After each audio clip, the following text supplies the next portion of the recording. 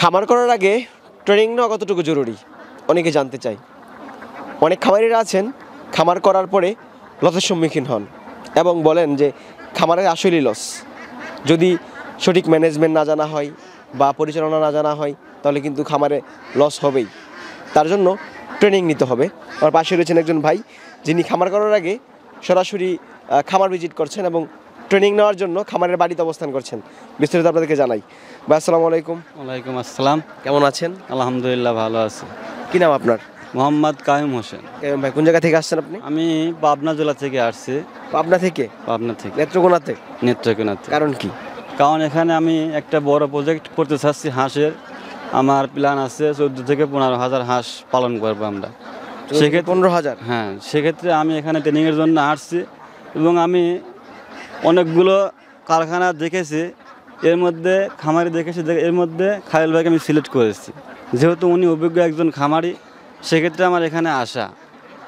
আর মূলত এখানে আমি আসছি ট্রেনিং নেব এবং বিগত আমার জানার দরকার, বিশেষ করে হাঁসগুলো কীভাবে লালন পালন করে, এই জন্যই খায়রুল ভাইয়ের কাছে আমার আসা।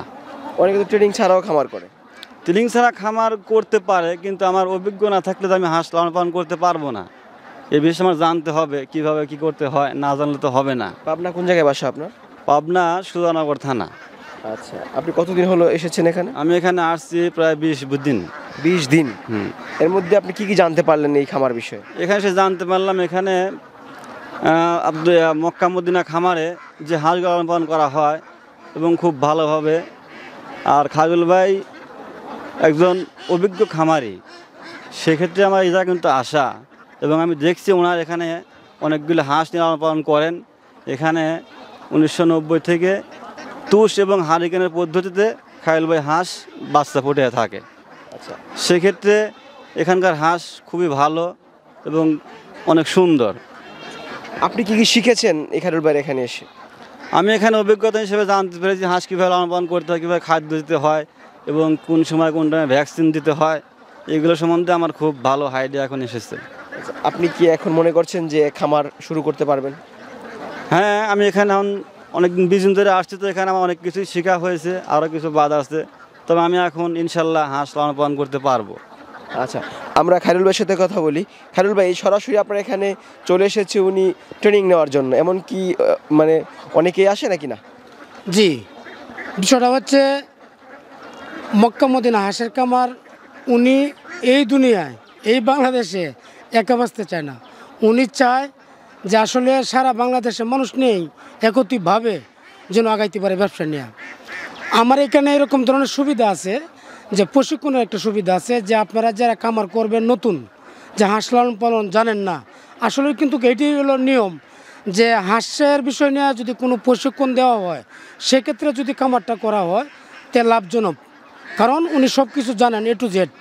তা আমরা এক মাসে আমরা 30,000 টাকা নিই। আমাদের এখানে খাওয়া খরচ যা আছে যাবতীয় খরচ আমাদের উপরে থাকে।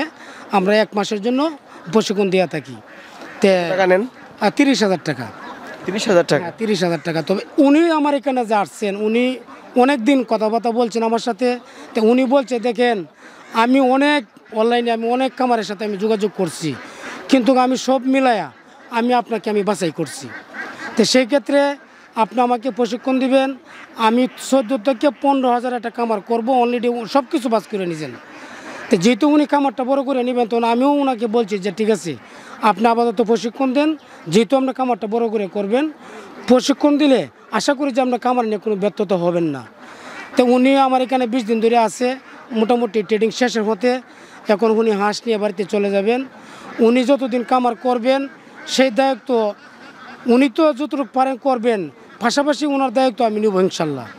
আচ্ছা, কি কি শিখিয়েছেন বা কি কি ট্রেনিংয়ে শেখানো হয় আপনার এখানে? এখানে দেখেন জিরো বাচ্চা থেকে শুরু করিয়া বাচ্চাকে আপনার কীভাবে খাদ্য দিতে হয়, কীভাবে ওষুধ দিতে হয়, কোন টাইমে কোন ভ্যাকসিন দিতে হয়, কোন টাইমে কী খাবার দিতে হয়, কি খাবার দিতে হয়, সেক্ষেত্রে ওনাকে আমরা A to Z আমরা বাস্তবে সব কিছু ওনাকে আমি বুঝাইছি এবং কিছু আমি তালিকাও দিছি যে ওনার যেন বাড়িতে গেলে যেন খামারটা সঠিকভাবে যেন পরিচালনা করতে পারে। সেক্ষেত্রে আমি এই ব্যবস্থা করে রাখছি। পাশাপাশি ওনাকে আমি অটো বলে দিছি যে আপনি হাঁস নিলে আপনার খামার মোটামুটি একটা দায়িত্ব আমি নিব, যে পাশাপাশি আপনার যদি কোনো জায়গায় আপনি ব্যর্থ হন সেটা দায়িত্ব আমি নিব, প্রয়োজন আমি আপনার খামারে যাব। আচ্ছা ভাই, আপনার উদ্যোগকে আমরা সাধুবাদ জানাই। আশা করছি আপনি একদিন সফল উদ্যোক্তা হবেন। ভালো থাকেন। আসসালামু আলাইকুম। ওয়ালাইকুম আসসালাম।